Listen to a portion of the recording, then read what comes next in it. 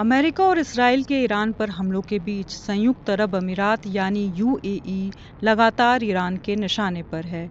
Iran की शुरुआती रणनीति केवल इसराइल का सामना करने पर फोकस थी, लेकिन अब उसने इस रणनीति से अलग हटते हुए खाड़ी सहयोग परिषद यानी जीसीसी के सदस्य देशों पर हजारों ड्रोन और मिसाइलें दागी हैं। ईरान ने लड़ाई की शुरुआत में ही कह दिया था कि वो इस क्षेत्र में अमेरिकी ठिकानों को निशाना बनाएगा। अब यूएई पर खास तौर पर फोकस करके किए गए हमलों के जरिए उसने अमेरिका और इसराइल को साफ संदेश देने की कोशिश की है, क्योंकि दोनों ही देशों के यूएई से अच्छे संबंध हैं।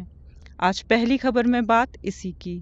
आखिर क्यों यूएई को ईरान युद्ध की सबसे बड़ी कीमत चुकानी पड़ रही है?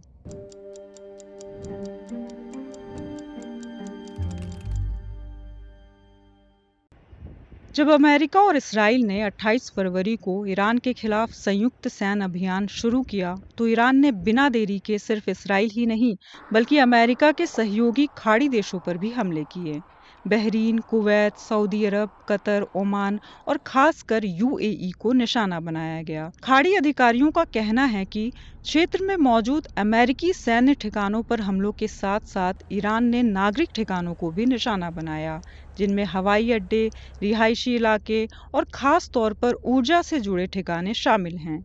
संघर्ष को फैलाकर ईरान सभी पक्षों के लिए युद्ध की लागत बढ़ाना चाहता है और खाड़ी देशों पर दबाव डालना चाहता है कि वे अपने सहयोगी अमेरिका को युद्ध विराम स्वीकार करने के लिए मजबूर करे। इसके जवाब में यूएई ने ईरान के प्रति असामान्य रूप से कड़ा रुख अपनाया है और होर्मुज स्ट्रेट की सुरक्षा के लिए अमेरिकी नेतृत्व वाले प्रयासों में शामिल होने की धमकी दी है, जो उसकी पारंपरिक संवाद और अच्छे पड़ोसी संबंधों वाली नीति से अलग है। क्षेत्रीय मीडिया के मुताबिक युद्ध के शुरुआती 2 हफ्तों में ईरान को इसराइल के बजाय खाड़ी देशों को निशाना बनाते हुए देखा गया।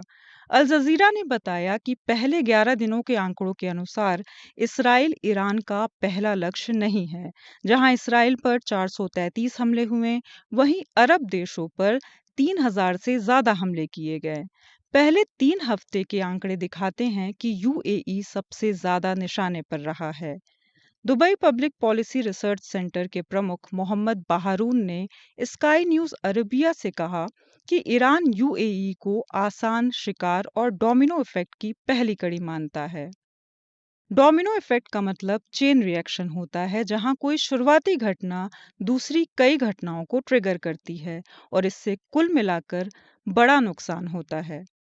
युद्ध की शुरुआत से अब तक ईरान ने यूएई के कई अहम ठिकानों पर हमला किया है, जिनमें हब्शन गैस फैसिलिटी, बाब ऑयल फील्ड, अल दफरा एयरबेस, फुजैरा पोर्ट, तेल भंडारण केंद्र और दुबई इंटरनेशनल एयरपोर्ट शामिल हैं। इराक के कुर्दिस्तान क्षेत्र के शहर इरबिल में स्थित यूएई के वाणिज्य दूतावास पर भी ड्रोन हमले हुए। ईरान का कहना है कि उसे यूएई में मौजूद अमेरिकी मिसाइल ठिकानों को निशाना बनाकर आत्मरक्षा का वैध अधिकार है। वहीं यूएई इन आरोपों से इनकार करता है कि उसकी जमीन का इस्तेमाल ईरान पर हमलों के लिए किया गया। यूएई, जो इस क्षेत्र का आर्थिक, डिजिटल और मीडिया हब रहा है, इस युद्ध से बुरी तरह प्रभावित हुआ है। हवाई क्षेत्र बंद होने और उड़ानों के रद्द होने से पर्यटन और एविएशन सेक्टर को भारी नुकसान हुआ है। पहले हफ्ते में ही 6 खाड़ी हवाई अड्डों को करीब $40 करोड़ का नुकसान हुआ, जिसमें यूएई का हिस्सा लगभग $9.5 करोड़ था। यूएई सरकार और मीडिया ने देश की सुरक्षित जगह वाली छवि बनाए रखने की कोशिश की।